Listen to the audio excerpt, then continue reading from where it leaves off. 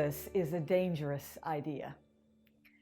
That was the answer Peter Hitchens gave at a thing called a Festival of Dangerous Ideas in Australia in 2014. My sense is that that event got the name, probably borrowed the name, from an online think tank called The Edge. Every year The Edge offers a question and invites responses and then collates those responses into a book. In 2006, their question was, what is your most dangerous idea? So Hitchens, participating in this panel discussion at the Australian conference, was a well-known journalist in the UK at the time, probably more well-known by his association with his brother, Christopher Hitchens, who was one of the most famous atheists in the world until his death in 2011. So, asked to respond to the question of the day, what is your most dangerous idea? Peter Hitchens responded that his most dangerous idea was Jesus.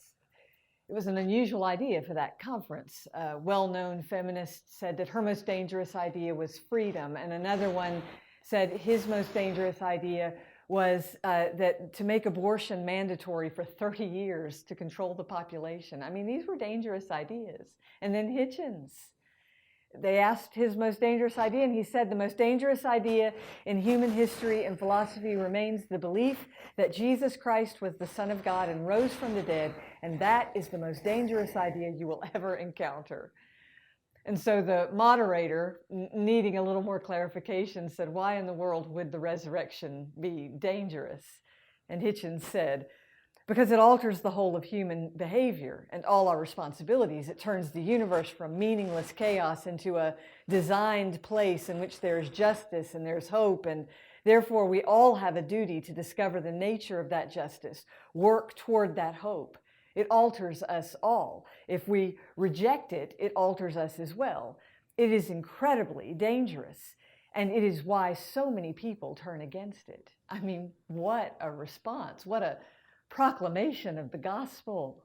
Hitchens' response was a reflection of his own journey. He was raised in an Anglican church. He left Jesus behind at the age of 15 and then was well into adulthood. He'd already been married for a season when he came back to Christ. He married a Marxist atheist who found her own journey to Jesus, and then Peter followed her back into the faith. He was already this well-known journalist and respected, and so acknowledging faith in Jesus was kind of a dangerous thing professionally for him. Colleagues wondered what he was doing for years. He lived his faith under the radar because Jesus is a dangerous idea. Jesus himself said so. He said that he would set people against each other, even people who love each other. If this idea of Jesus as a life-giving, sin-defeating Redeemer of the universe is a lie, well, then think of the billions, I mean literally billions of people across the globe who have been deluded.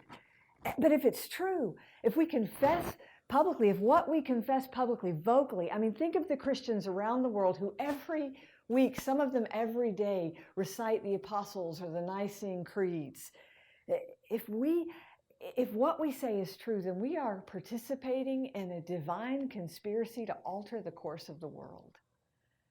And that's how the creed ought to be read, how it ought to be recited, how it ought to be handled. These words we use to describe Jesus and the Apostles and Nicene Creeds are a statement of subversion, carved out by people who died for those words. They have altered the course of humanity. They have blasted through atheistic regimes and have changed the character of countries. Those words, and more specifically the truths they represent, have won wars and cast out demons and angered infidels and confounded scientists for more people than not. They make no sense, but for billions, literally billions of people, they make everything else make sense.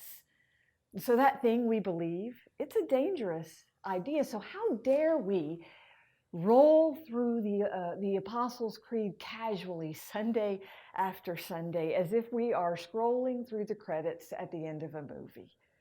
How dare we treat them with such routine indifference that they no longer mean anything, even to the ones reciting them week after week? How dare we allow anyone to speak the creeds without some sense that they too are participating in the welcome and advance of the kingdom of God?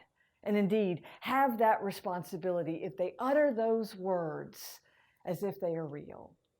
And this is how I believe the historic words, professing the faith of our fathers, the faith that we all have together in Jesus Christ. This is how I believe they ought to be voiced when they are voiced, as if you are standing for truth and justice and everything good in the whole of human design and God's plan, and as if you intend to stand up from that place and walk out of there to live this moment and change the world.